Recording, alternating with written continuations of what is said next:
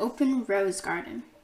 An Adrienette Hanahaki Alternate Universe Sequel Series Fanfiction, Chapter 9. Adrian was practically in tears. Everything in his life had gone from falling apart to a perfect dream in the matter of hours. After his tearful confession, the nurses and doctors allowed him to stay just a little bit longer, but he did have to return home eventually. His entire way home, though, Adrian was smiling like a fool, and as he got home, he blissfully explained everything to Nino and Alia. Alia cried out, and they all fell to the floor in a giant bear hug. The next day, Marinette's parents were called, and they headed right back to the hospital.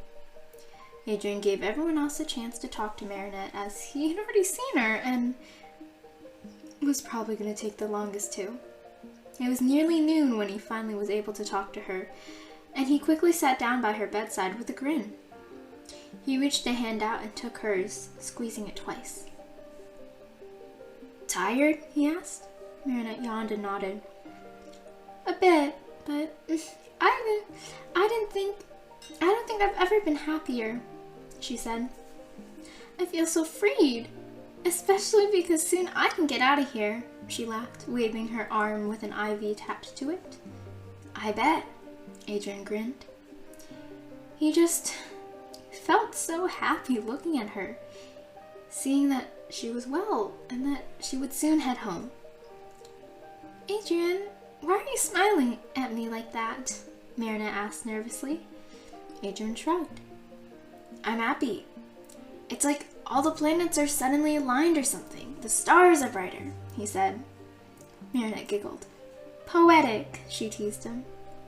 The doctor walked in, carrying with her a few x-rays. "Adrian, Marinette," Dr. Tiki said with a smile. "Good to see you're doing well. Here are your x-rays." Marinette's lungs looked almost totally clear. Before, there had been a huge blockage in her lungs, but now it was hollow, minus the handful of petals still left. "Once you cough those last ones out," Dr. Tiki smiled at them, "you are free to go." Marinette squealed with excitement and squeezed his hand while shaking it. "Oh, I can't wait," she cried. Adrian kissed her cheek, much to her surprise. "Me too," he said. Marinette's face was very red, and Dr. Tiki looked at them with a very amused expression on her face. "I'll leave you two alone for now," she said kindly before leaving. Adrian thanked the doctors when she left and turned back to Marinette. "What do you think you want to do when you get back? I mean, we didn't think you were going to get to leave this place standing, but now you can. Are you going to go back to school, or do you want to do something first?" Adrian asked. Marinette thought about the question for a couple of minutes.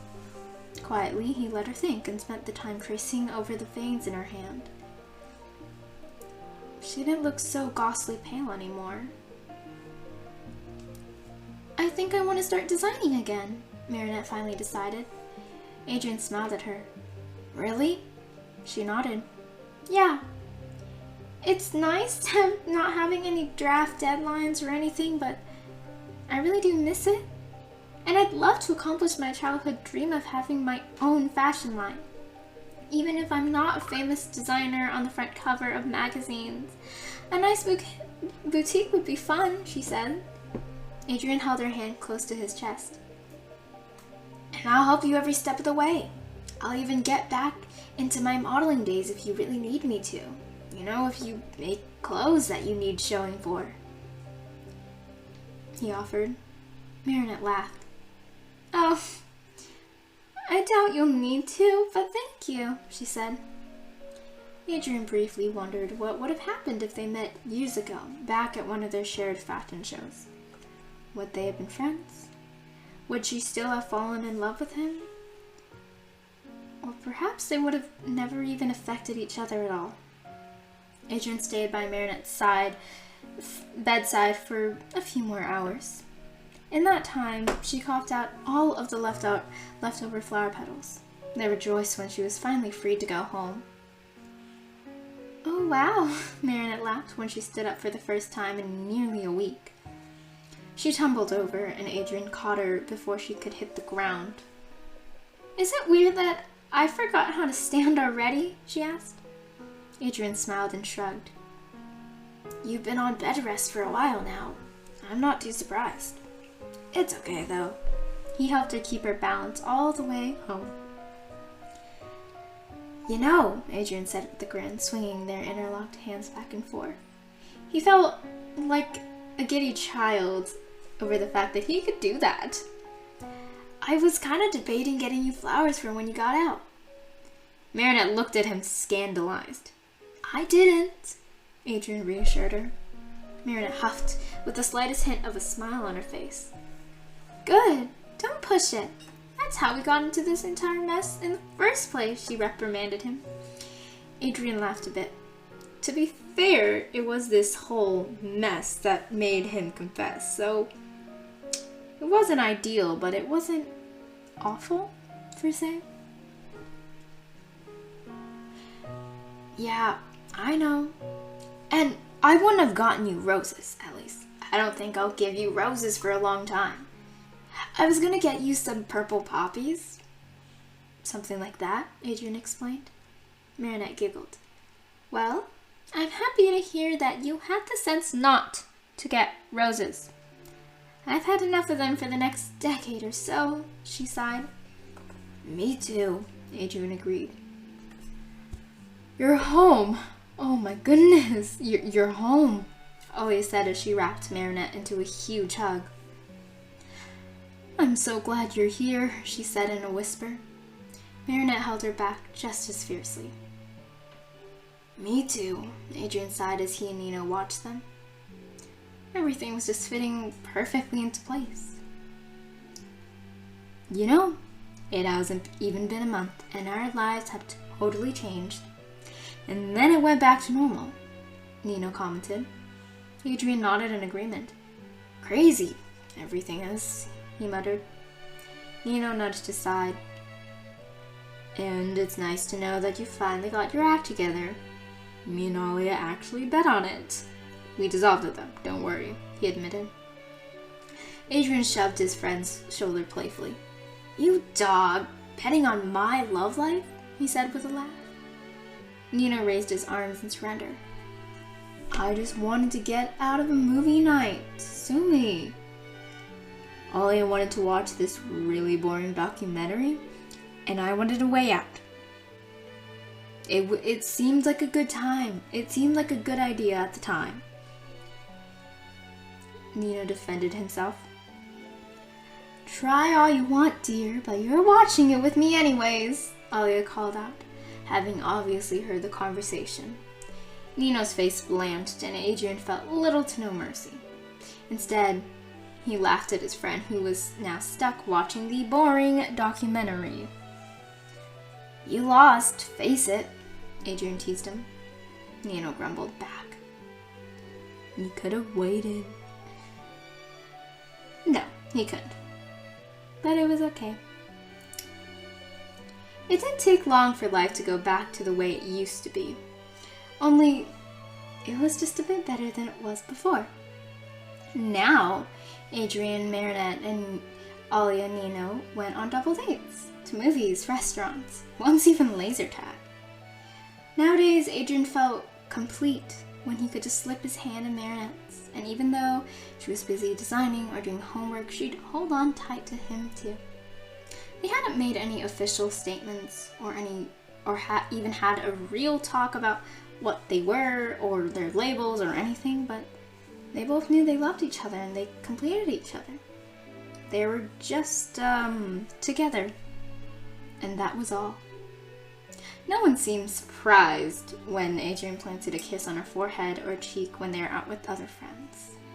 Most of them merely shot him a winning smile or muttered something about it having been long enough. Not a lot of people knew about Marinette having Hanahaki's disease, and that was perfectly fine with him. Adrien really didn't want to think about that time, and thus it all worked out. No one asked. They just told everyone that she was sick for a while and now she's back. And really, he was happy beyond really happy beyond belief. That was for sure. "They're going to love it," Adrienne said, kissing Marinette on the top of her head when she looked over her designs nervously. "They're her newest ones," and she was very worried about whether or not they were her top work. She looked up at him and bit her lip. "You think?" she asked. He nodded with absolute certainty. They looked great. "Okay, I'll send them in." Marinette closed her eyes and pressed the send button. "I did it," she said excitedly. "I did it!" She had been nervous about it, and Adrienne was very proud of her for doing it. He grinned and kissed her soundly. She had been worrying and working and worrying and working on those new designs ever since she'd gotten the opportunity to send another one in again. Though it had been years since she'd worked in the industry, Marinette still had a pretty good name, and people wanted to work with her still. "I wonder if they'll like it. Would they ask me to make another design?" Marinette fretted, getting nervous. Adrienne wrapped his arms around her and directed her to look at the open window. The sun was setting, and it looked gorgeous. "Let's not think about that," he said with a laugh, knowing that that would certainly be hard for Marinette. But he wanted her to just take a moment and breathe and look at the sun. "You did it. You finished it. And just appreciate that. The future is the future. We have the rest of our lives to worry about it," he told her. Marinette smiled at him. "Yeah, you're right," she admitted. Adrienne smiled. He now knew how easily things in life could change, how things could quickly pass on by. And when you know you have so much ahead of you, it's okay to think about what's right there besides you. And beside him was this beautiful, wonderful woman that he was in love with. Adrienne had the rest of his life to spend with Marinette, and Marinette had the rest of hers as well.